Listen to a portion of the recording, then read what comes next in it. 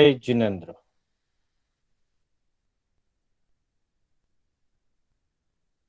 मोक्ष मार्गस्य नेतारम् भेतारम् कर्मभूभृताम् ज्ञातारम् विश्वतत्त्वानाम्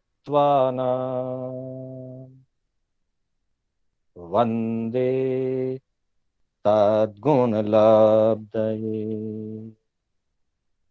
वन्दे तद्गुणलब्धये। अनंत उपकारी आस्था के आयाम चरम तीर्थंकर श्रमण भगवान महावीर को वंदन। प्रभु की परंपरा में विचरण करने वाले समस्त चारित्र आत्माओं को वंदन।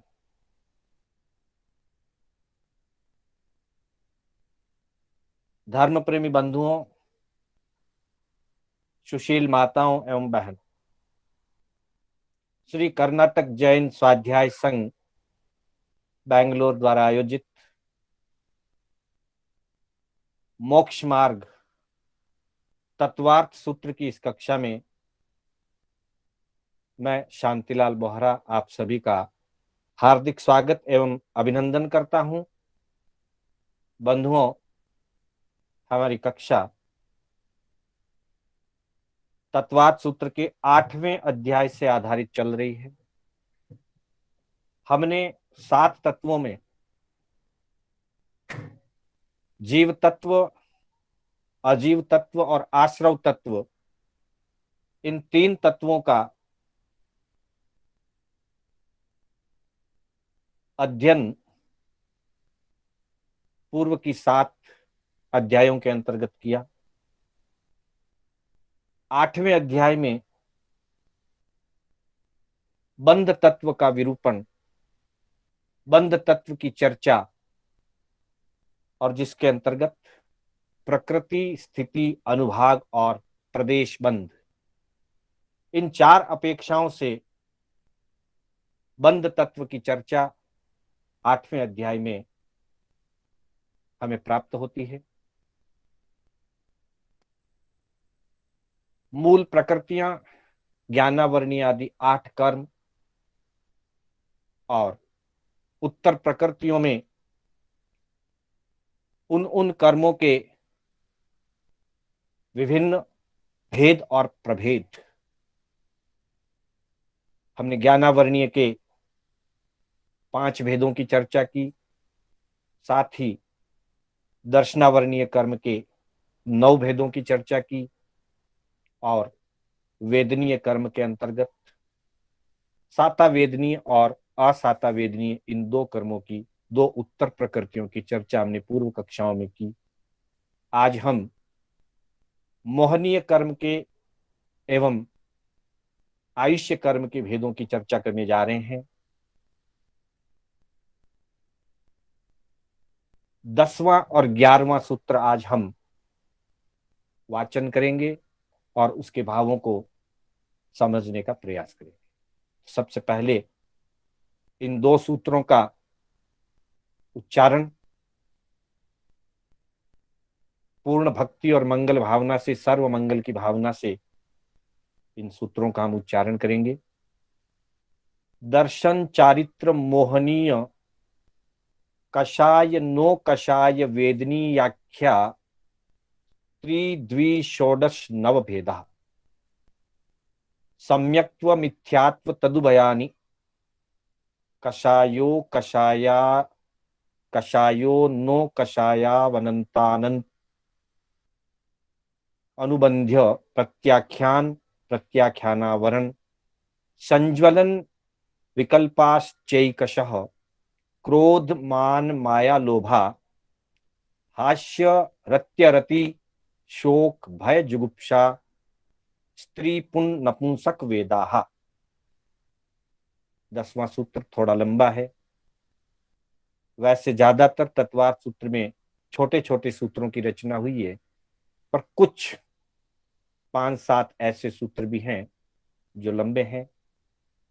थोड़ा प्रयास करके इनको सीखने का और उच्चारण करने का, शुद्ध उच्चारण करने का लक्ष्य बनाएंगे। दर्शन चारित्र मोहनीय कषाय नो कषाय वेदनी आख्या स्त्री द्वि षोडश नव भेदा सम्यक्त्व मिथ्यात्व तदुभयानि कषाय नो कषाया वनंतानुबंध्या प्रत्याख्यान प्रत्याख्यानावरण संज्वलन विकल्पाश्चैकशः क्रोधमान माया लोभा हास्य रत्यरति शोक भय जुगुप्सा स्त्री पुन नपुंसक वेदा। और 11वां सूत्र है आयु कर्म से संबंधित, 10वां सूत्र मोहनीय कर्म से संबंधित। 11वां सूत्र नारक तैर्यज्ञोन मानुष देवानी, नारक तैर्यज्ञोन मानुष देवानी।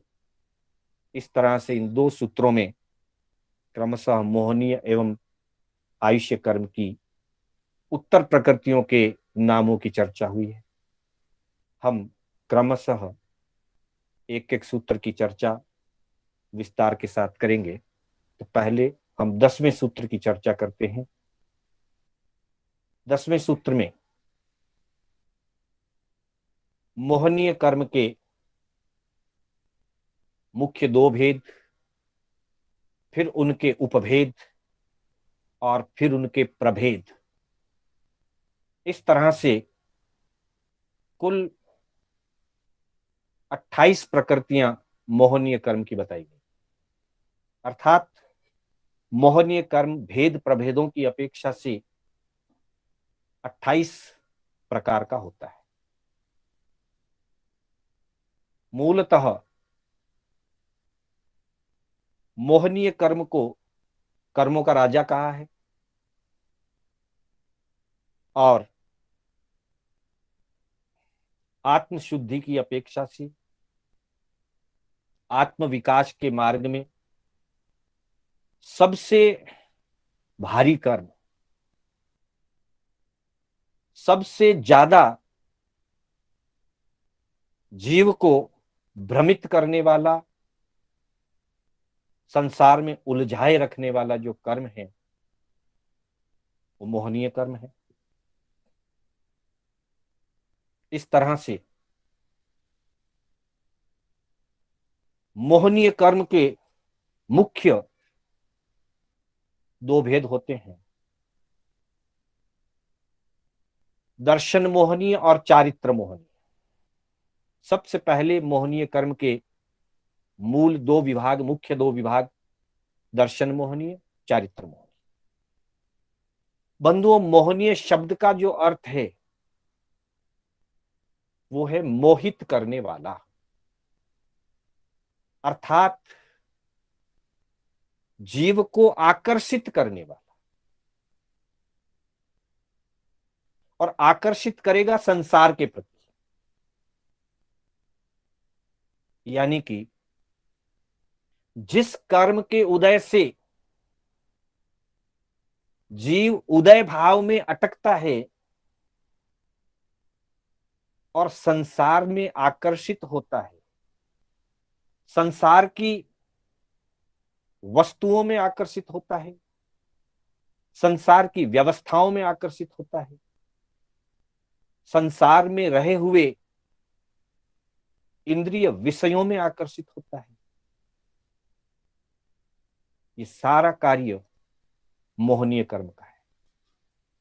मोहनीय कर्म के कारण ही ये सारा संसार परिभ्रमण, विकृति, राग द्वेष,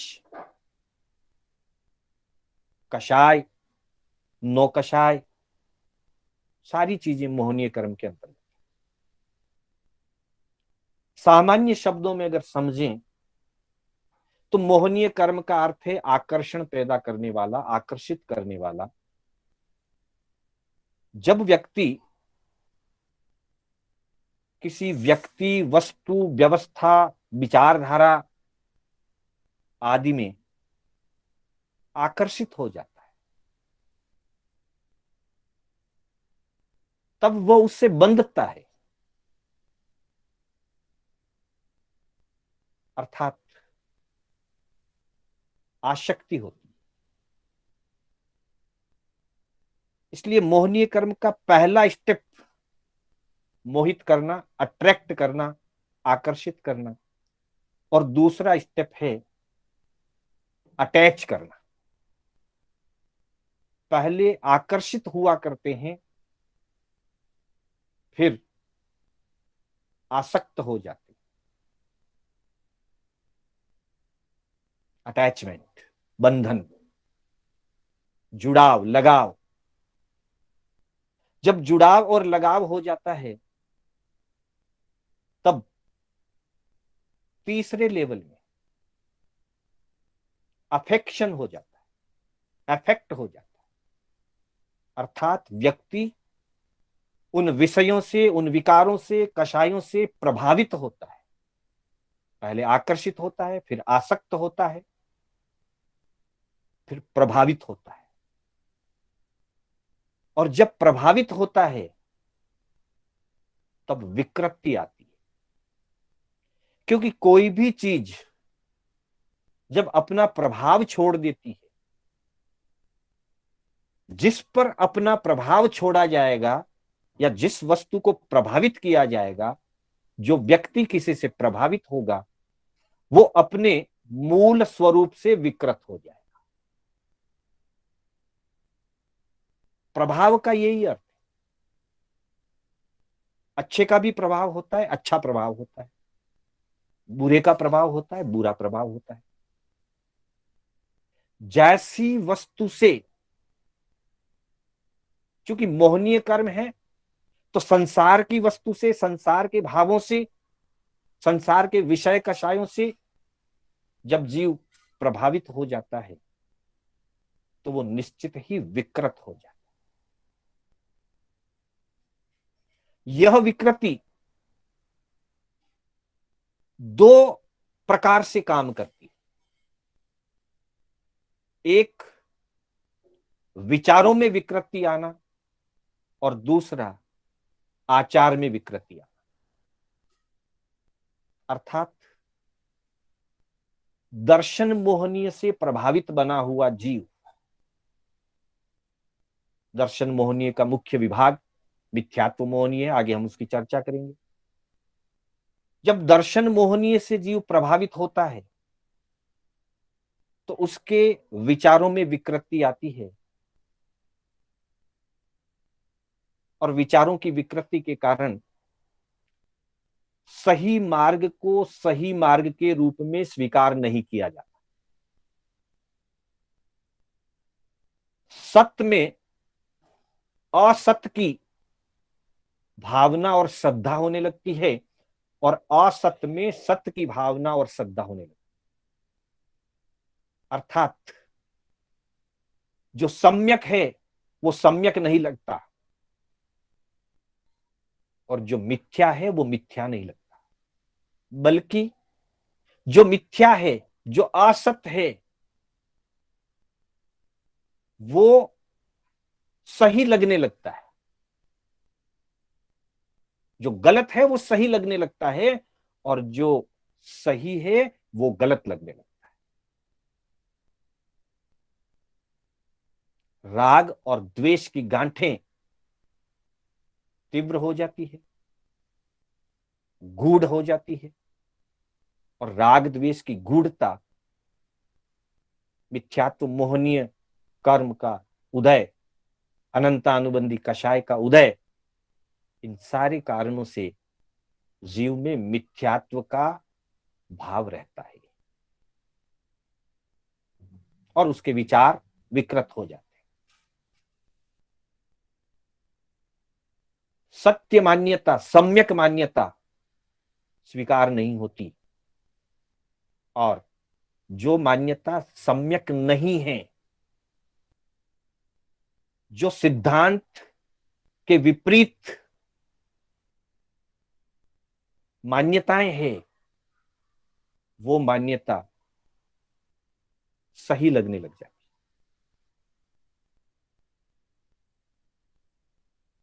और तब जिन वाणी के विपरीत मान्यता, श्रद्धा, प्ररूपणा,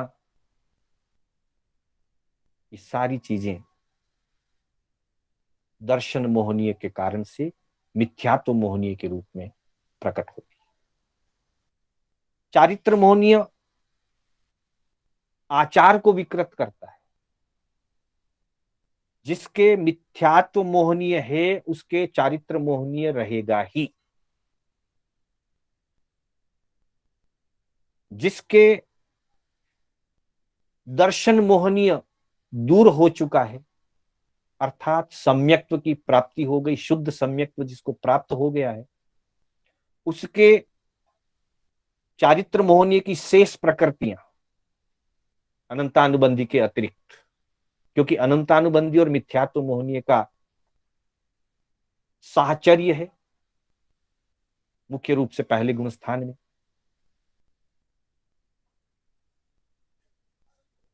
दर्शन मोहनीय छूट जाने के बाद अनंतानुबंधी कषाय भी छूट जाती है, पर शेष 21 प्रकृतियां बाकी रह सकती है, अथवा 21 से घटते घटते घटते घटते कम होती जाती है और अंत में सभी प्रकृतियां क्षय को प्राप्त होती। पहले मिथ्यात्व मोहनी और अनंतानुबंधी क्षय को प्राप्त होती है, बाद में क्रमशः अलग अलग प्रकृतियां क्षय को प्राप्त होती। पर कभी दर्शन मोहनीय का क्षय होने पर भी शेष चारित्र मोहनीय कर्म की प्रकृतियों का उदय अलग अलग स्तर पर रहता है और रह सकता है। वैसी स्थिति में जीव सत्य को सत्य मानता है, सत्य की श्रद्धा करता है, सम्यक की श्रद्धा करता है, सम्यक को स्वीकार करता है, लेकिन आचार पक्ष में पाप की क्रियाओं का त्याग नहीं कर पाता है। तब वो आचार की विकृति रहती है, अथवा आंशिक रूप से कर पाता है, पूर्ण रूप से नहीं कर पाता, अथवा पाप का त्याग करने के बाद भी उसके मन में हल्की सी आसक्ति, पाप का सूक्ष्म जुड़ाव बना रहता है। ये सारा चारित्र मोहनीय कर्म के उदय के कारण होता है। इसलिए चारित्र मोहनीय के भेद बहुत ज्यादा बताए गए हैं। दर्शन मोहनीय के मात्र 3 भेद हैं। दर्शन चारित्र मोहनीय कषाय नो कषाय, कुल भेद हैं ये। दर्शन मोहनीय और चारित्र मोहनीय मुख्य 2 भेद। उन 2 मुख्य भेदों में से कषाय और नो कषाय, फिर वापिस दर्शन मोहनीय के त्रिभेदा, 3 भेद, चारित्र मोहनीय के 2 भेद, कषाय मोहनीय, नो कषाय मोहनीय, फिर कषाय मोहनीय के 16 अर्थात 16 भेद, और नो कषाय मोहनीय के 9 भेदा यानी 9 भेद। फिर उनके नाम संधि विच्छेद के रूप में अगर देखें, दर्शन चारित्र मोहनीय कषाय नो कषाय वेदनीय आख्या त्रिद्वि षोडश नव भेदा सम्यक्त्व मिथ्यात्व तदुभयानि तत् उभयानि तदुभयानि। कषाय नो कषायो अनंत अनुबंधी अर्थात अनंतानुबंधी, अप्रत्याख्यान प्रत्याख्यान आवरण संज्वलन विकल्पा च एकशः क्रोध मान माया लोभा हास्य रति अरति शोक भय जुगुप्सा स्त्री पुंग नपुंसक वेदाहा। इस तरह से सारे 28 प्रकृतियों का परिचय दिया गया। सबसे पहले 2 विभाग, दर्शन मोहनीय, चारित्र मोहनीय। फिर दर्शन मोहनीय के 3 उत्तर भेद, सम्यक्त्व मिथ्यात्व तदुभयानी। अर्थात दर्शन मोहनीय मिथ्यात्व मोहनीय एक भेद होता है, मुख्य भेद। दूसरा तदुभयानी, दोनों का उभय, उभय रूप यानी मिश्र। तो सम्यक तो मोहनीय, मिथ्यात्व मोहनीय और मिश्र मोहनीय। क्रम में सबसे पहला मिथ्यात्व मोहनीय होता है। मिथ्यात्व मोहनीय को जब तोड़ने का पराक्रम पुरुषार्थ किया जाता है, उस दशा में मिथ्यात्व मोहनीय के 3 विभाग गठित होते हैं। कुछ कर्मदलिक गाढ़े के गाढ़े ही रह जाते हैं, मेले के मेले ही रह जाते हैं, वो मिथ्यात्व मोहनीय होता है। कुछ कर्मदलिक मटमेले जैसे हो जाते हैं, अर्थात आंशिक रूप से शुद्ध और आंशिक रूप से अशुद्ध, शुद्ध अशुद्ध का मिश्रण रूप रह जाते हैं, उसे मिश्र मोहनीय कहा गया है। और कुछ दलिक लगभग लगभग पूर्ण शुद्ध हो जाते हैं, क्षय नहीं हुए पर लगभग शुद्ध हो जाते हैं, वैसी दशा को सम्यक्त मोहनीय कहा। मिथ्यात्व मोहनी की स्थिति में सम्यक्त प्रकट नहीं होता। मिश्र मोहनीय के उदय काल में जीव डावाडोल स्थिति में रहता है, निर्णय नहीं कर पाता सही कौन सा है, गलत कौन सा है। मिथ्यात्व मोहनीय के उदय में गलत को सही मानता है और सही को गलत मानता है। पर मिश्र मोहनीय की उदय स्थिति जब होती है, तब वो सही को और गलत को सही अर्थों में पहचान ही नहीं पाता, गलत और सही के बीच में डावाडोल रहता है, अस्थिर दशा रहती है, अल्पकाल रहता है, अंतर्मुहूर्त मात्र। और सम्यक तो मोहनीय विशुद्ध दशा है। मोहनीय कर्म के दलिक तो बाकी हैं, दर्शन मोहनीय के दलिक तो उदय में हैं, लेकिन इतना हल्का उदय है कि वो सम्यक्त्व का घात नहीं करते। अर्थात सम्यक्त मोहनीय की स्थिति में जीव को सम्यक दर्शन प्राप्त हो जाता है, और सम्यक्त मोहनीय का उदय चौथे, पांचवें और छठे, सातवें गुणस्थान तक रहता है, उससे आगे नहीं बढ़ता, वीतरागता की तरफ आगे नहीं बढ़ेगा, श्रेणी नहीं कर सकता। लेकिन चौथे से सातवें गुणस्थान तक की दशा सम्यक्त मोहनीय की रहती है, समकित प्राप्त हो जाती है, व्रत पचखान ग्रहण किए जा सकते हैं, साधुत्व द्रव्य और भाव दोनों अपेक्षा से मुनित्व की प्राप्ति हो सकती है। अगर उसने अप्रत्याख्यानी प्रत्याख्यान कषाय का भी स्वयोपशम आदि किया है तो आगे बढ़ सकता है, पर सातवें गुण स्थान से आगे नहीं बढ़ सकता। मिथ्यात्व मोहनीय का उदय मात्र पहले गुण स्थान में, मिश्र का मात्र तीसरे गुण स्थान में, और सम्यक्त मोहनीय का चौथे, पांचवें, छठे, सातवें गुण स्थान में उदय रहता है।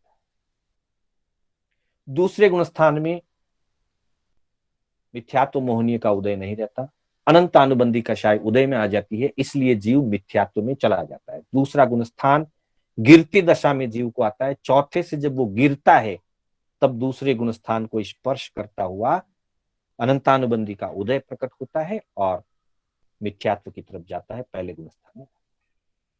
ये दर्शन मोहनीय के 3 भेद हुए। अगले भेद चारित्र मोहनीय के। चारित्र मोहनीय के मुख्य मूल 2 भेद कहे गए, और वो 2 भेद हैं कषाय, नो कषाय। इनको वेदनीय शब्द की संज्ञा दी गई, अर्थात कषायों और नो कषायों का जीव वेदन करता है। कषाय का भी वेदन होता है, नो कषाय का भी वेदन होता है, अनुभव होता है, विकृति रूप अनुभूति होती है। कषाय के 16 भेदा और नो कषाय के 9 भेदा, जिसके अंतर्गत 16 भेद अर्थात कषाय मोहनीय के 16 भेद, अनंतानुबंधी क्रोध मान माया लोभ, अप्रत्याख्यानी क्रोध मान माया लोभ, प्रत्याख्यानावर्णीय क्रोध मान माया लोभ एवं संज्वलन क्रोधमान माया लोभ। सूत्र में संक्षिप्तीकरण में पहले 4 नाम दे दिए, अनंतानुबंधी, अप्रत्याख्यान, प्रत्याख्यान, आवरण, संज्वलन, विकल्प। इन चारों के विकल्प हैं, एक के विकल्प कौन कौन से? क्रोधमान माया लोभा, एक के 4 विकल्प हैं, अर्थात अनंतानुबंधी के भी 4 विकल्प हैं, क्रोधमान माया लोभ। अप्रत्याख्यानी के भी 4 विकल्प हैं, क्रोधमान माया लोभ। प्रत्याख्यानावरण के क्रोधमान माया लोभ और संज्वलन के क्रोधमान। षोडश भेदा, ये कषाय चारित्र कषाय मोहनीय के 16 भेद। 9 कषाय चारित्र मोहनीय के 9 भेदा, 9 भेद हैं। 9 कषाय। 9 कषाय शब्द का अर्थ है जो कषाय नहीं है लेकिन जीव को इच्छाओं आदि से बांधते हैं और इच्छाओं आदि से बांध करके कषायों को भड़काने का काम करते हैं। कषाय को भड़काने का, कषाय को सपोर्ट करने का जो काम करते हैं उनको 9 कषाय कहा। अपने आप में कषाय नहीं, लेकिन वे जब तक रहते हैं तब तक कषायों को भड़काते हैं, इसलिए उनको 9 कषाय कहा गया। और उनके 9 भेदा, 9 भेद होते हैं। हास्य, रति, अरति, शोक, भय, जुगुप्सा, स्त्री, पुंग, नपुंसक वेदा। अर्थात हास्य आदि 6 और 3 प्रकार के वेद, स्त्री वेद, पुरुष वेद और नपुंसक वेद। ये 9 भेद 9 कषाय के कहे गए। मोहनीय कर्म के उदय से मोहनीय कर्म की विशेष प्रकृति हास्य मोहनीय, जिससे जीव अचंभित होता रहता है। जीव में हास्य जैसी चंचलता पैदा होती है, अर्थात स्थिरता कम होती है। किसी भी विशेष वस्तु आदि को, विशेष रंग रूप आदि को देखता है, विशेष घटना आदि को देखता है, तब हंसी आती है। कभी कभी बिना किसी कारण के भी हंसी आती है। प्रसन्नता का होना अलग बात है और हास्य के कारण हंसना दूसरी बात। प्रसन्नता आत्मा का स्वभाव है, आह्लाद भाव का है उसको, लेकिन हास्य चंचलता का एक रूप है, अस्थिरता का एक रूप है, अचंभित हो जाने का एक रूप है।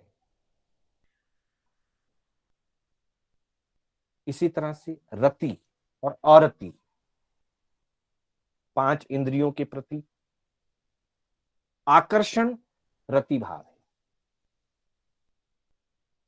5 इंद्रियों के कई विषय हमको अच्छे लगते हैं, और 5 इंद्रियों के 23 विषयों में से कई विषय हमको नहीं भी सुहाते हैं। तो जो हमें सुहावने लगते हैं, जिनके प्रति हमारा आकर्षण है, वो रति है।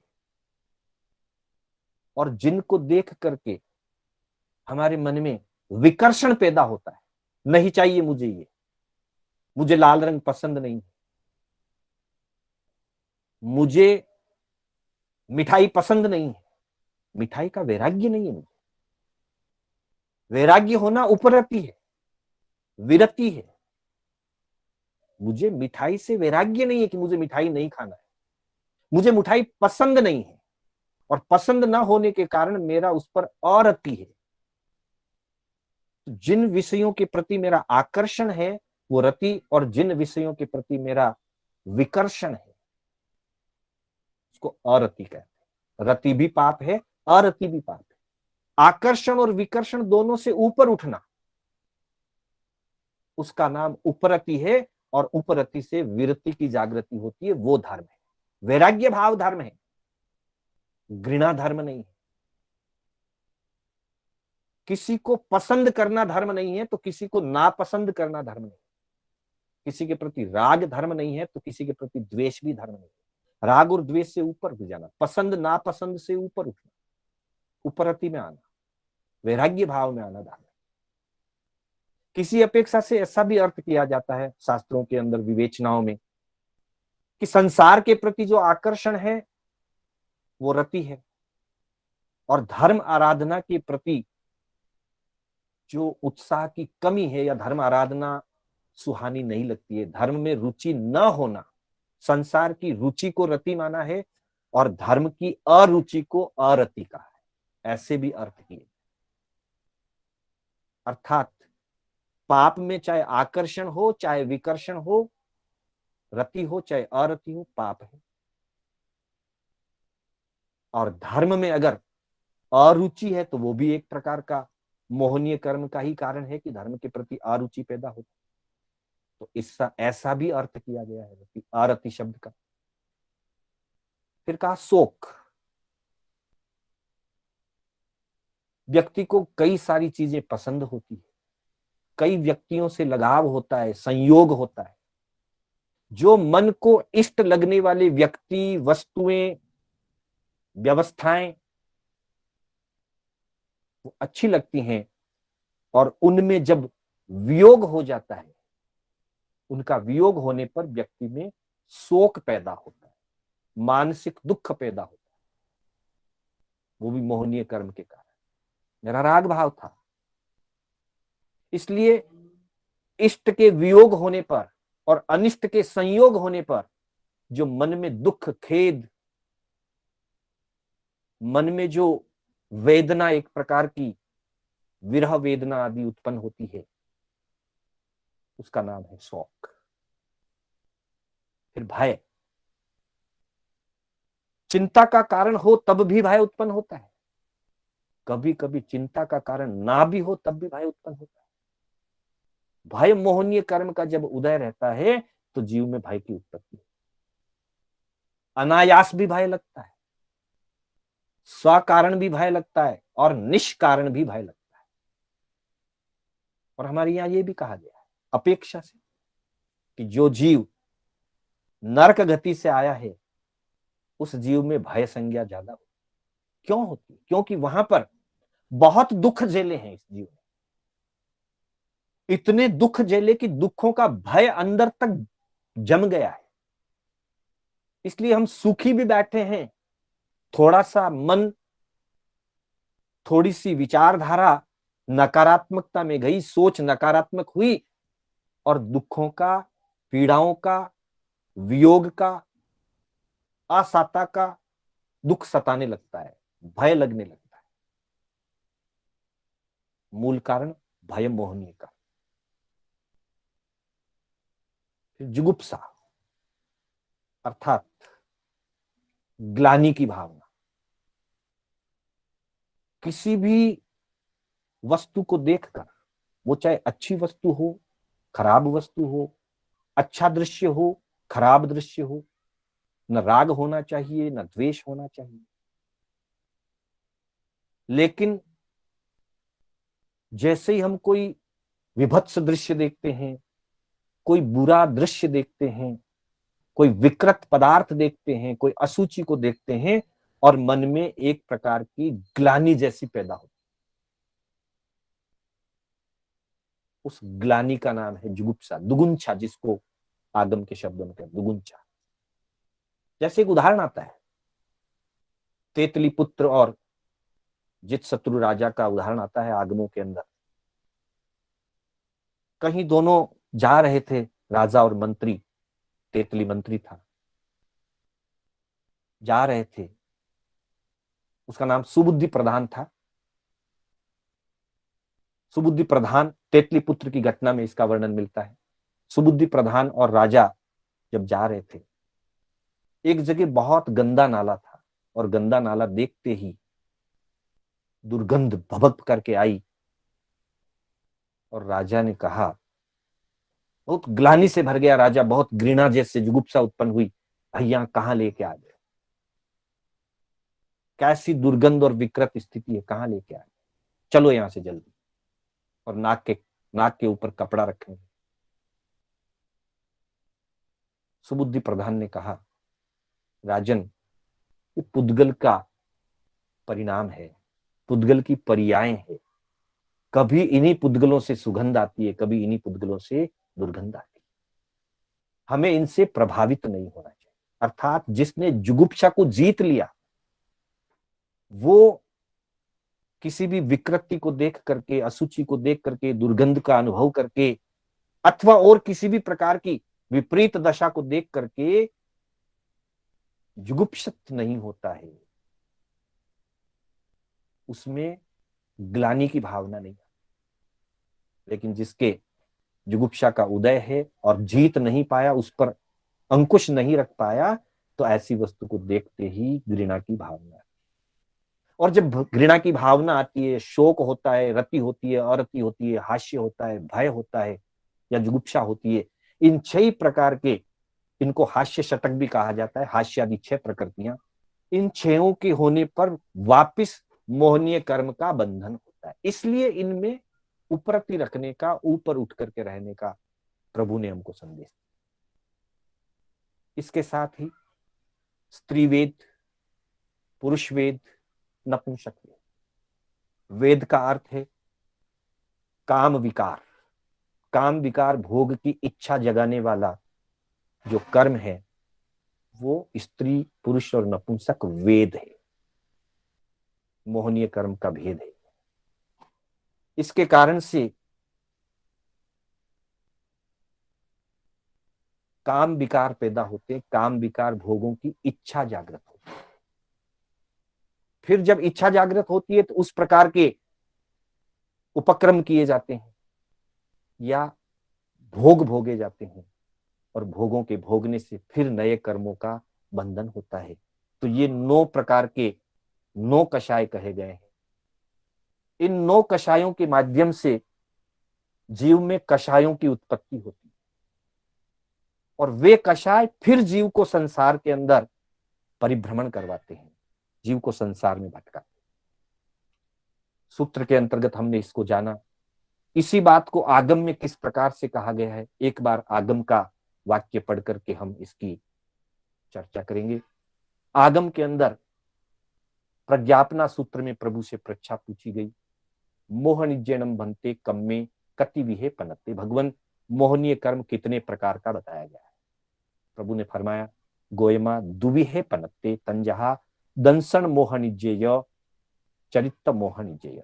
अर्थात मोहनीय कर्म 2 प्रकार का है, दर्शन मोहनीय और चरित्र मोहनीय, जिनकी हम चर्चा कर आए हैं।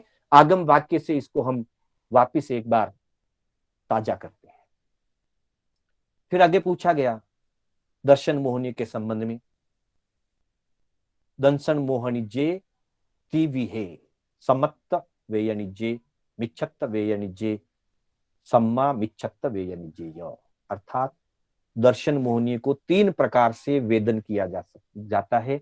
सम्यक्त मोहनीय रूप भी इसका वेदन होता है, मिथ्यात्व मोहनीय रूप से इसका वेदन होता है, और सम्मत मिच्छत्व, अर्थात सम्यक और मिथ्यात्व के आंशिक, दोनों के अंश रहने पर मिश्रण रूप से, मिश्र मोहनीय रूप से इसका वेदन होता है। ये 3 कर्म प्रकृतियां आत्मा के शुद्ध स्वरूप दशा की श्रद्धा में विकृति पैदा करती है, विचार शुद्धि में, दर्शन विशुद्धि में बाधक बनती है। फिर कहा चरित्र मोहनिज्य दुवी है।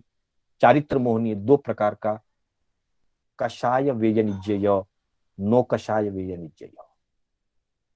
कषाय रूप से इसका वेदन होता है, अर्थात क्रोध मान माया लोभ रूप से होता है, और नो कषाय रूप से भी वेदन होता है, अर्थात हास्य रति अरति भय शोक जुगुप्सा स्त्री पुरुष नपुंसक वेद रूप से भी इनका वेदन होता है। आगे बताया कषाय वेणिजे 16 भी है। कषाय जो है वो 16 प्रकार का, अनंतानुबंधी कोहे, अनंतानुबंधी माणे, अनंतानुबंधी माया, अनंतानुबंधी लोभे। अर्थात अनंतानुबंधी क्रोध मान माया लोभ।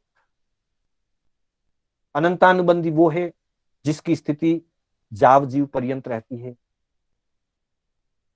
अनंतानुबंधी के उदय काल में रसोदय रूप उदय काल हो, जीव को नरक गति का आयुष्य बंद होता है। सम्यक्त्व का ये घात करती है। इसी तरह से अप्रत्याख्यानी क्रोध मान माया लोभ, अनंतानुबंधी कोहे माणे माया लोहे, अपचखाने कोहे एवं माणे माया लोभे। इसी प्रकार अप्रत्याख्यान का क्रोध मान माया लोभ, अप्रत्याख्यान क्रोध मान माया का जब रसोदय रूप से वेदन होता है और इसकी स्थिति 1 वर्ष कही गई है, जब तक ये उस रूप में उदय रहता है जीव व्रत पचखान ग्रहण नहीं कर सकता। अनंतानुबंधी सम्यक्त्व का घात करती है, अप्रत्याख्यानी देश वृत्ति का घात करती है, बंधन तिर्यंच गति का। इसी तरह से पचखाने कोहे एवं माणे माया लोभे, अर्थात प्रत्याख्यानावरण पचखानावरणे कोहे एवं माणे माया लोभे। प्रत्याख्यानावरण क्रोध मान माया लोभ, इनका जब तक रसोदय रूप में प्रकटीकरण रहता है वहां तक जीव को सर्ववीर्ति अर्थात अणघार धर्म की प्राप्ति नहीं होती, साधुता की प्राप्ति नहीं होती। इनकी स्थिति 4 महीने की कही और बंध मनुष्य गति का, घात सर्ववीर्ति। इसी तरह से संजलने कोहे एवं माणे माया लोभे, संज्वलन क्रोध मान माया लोभ का जब तक रसोदय रूप प्रकट रहता है वहां तक वीतरागता की दशा प्राप्त नहीं होती, आयुष्य देवगति का बंद कराएगा। स्थिति 2 महीना, 1 महीना, 15 दिन और अंतर्मुहूर्त की अलग अलग बताई क्रोध मान माया लोभ की अपेक्षा से। इसी तरह से नो कषाय वे नीचे, इनके सबके उदाहरण भी दिए हैं, पत्थर की दरार के समान, पर्वत की दरार के समान, सबके अपने अपने उदाहरण दिए हैं। हमने अनेक बार इन चीजों को कर्म प्रकृति आदि में पढ़ा है, वापिस वहां से हम देख सकते हैं। नो कषाय वे नीचे नव विहे, इत्थि वे पुरुष वे नपुंसक वे, हास्ये रति अरति भये सोगे दुगुंछा। इस तरह से नो कषाय मोहनीय के 9 भेद प्रज्ञापना सूत्र के अंतर्गत 23वें पद के दूसरे उद्देश्यक में ये सारी चर्चा विस्तार से हुई है और अधिक विस्तार से हम वहां पढ़ करके इनका विशेष परिचय प्राप्त कर सकते हैं। इनको एक चार्ट के माध्यम से भी हम समझ सकते हैं, एक छोटे से चार्ट में हमको संक्षिप्त में ये सारी बातें ध्यान में आ जाती है। वही सारी चर्चा है मोहनीय कर्म, जिसके मुख्य 2 विभाग है, हम ऊपर देख सकते हैं। सबसे ऊपर मोहनीय कर्म का नाम दिया, फिर मोहनीय कर्म के 2 विभाग बताए, दर्शन मोहनीय, चारित्र मोहनीय। दर्शन मोहनीय के 3 विभाग, मिथ्यात्व मोहनीय, सम्यक मिथ्यात्व और सम्यक मोहनीय। फिर चारित्र मोहनीय के 2 विभाग किए, जिसके अंदर 25 भेद, दर्शन मोहनीय के 3, कुल 28 भेद, कषाय मोहनीय के 16 भेद और 9 कषाय मोहनीय के 9 भेद। 9 कषाय मोहनीय के हास्य, रति अरति, भय शोक जुगुप्सा, स्त्री वेद, पुरुष वेद और नपुंसक वेद। कषाय मोहनीय के अंतर्गत अनंतानुबंधी, अप्रत्याख्यानी, प्रत्याख्यानावरणी एवं संजला, और एक के वापिस क्रोध मान माया लोभ के हिसाब से 4-4 भेद, अर्थात 16 भेद कषाय मोहनीय के और 9 भेद 9 कषाय मोहनीय के, और ऊपर में सबसे ऊपरी किनारे के ऊपर दर्शन मोहनीय के 3 भेद। इस तरह से कुल 28 भेद मोहनीय कर्म के। अगले सूत्र में आयुष्य कर्म की चर्चा हुई है। नारक तेर्यक यौन मानुष देवानी, नारक तेर्यक मानुष और देवानी। तेर्यक शब्द के साथ हमेशा योनि शब्द का प्रयोग आगमों में सब जगह हुआ है, अतः नारक तेर्यक यौन मानुष देवानी। ये 4 प्रकार का आयु प्रभु से वही प्रच्छा, आयुएणम भन्ते कम्मे कति विहे पनते। भगवान आयु कर्म कितनी प्रकार का कहा गया है, गोयमा 4 विहे पनते, 4 प्रकार का बताया गया है। तंजहा निरईयाउये जाव देवाउये, अर्थात नारकी का आयु यावत देव का आयु, मतलब नारकी आयु, नरकायु, तिर्यंचायु, मनुष्य आयु और देव आयु। ये आयु कर्म के 4 भेद हैं जो 11वें सूत्र के अंतर्गत बताए गए हैं। बंधुओं, आयु कर्म का सीधा सा स्वरूप है, जीव तो अपने जीवत्व गुण के कारण से जीता है, आयुष्य कर्म से नहीं जीता। सिद्ध परमात्मा 8 कर्मों से मुक्त हैं, आयु कर्म से मुक्त हैं, फिर भी उनका जीवन है।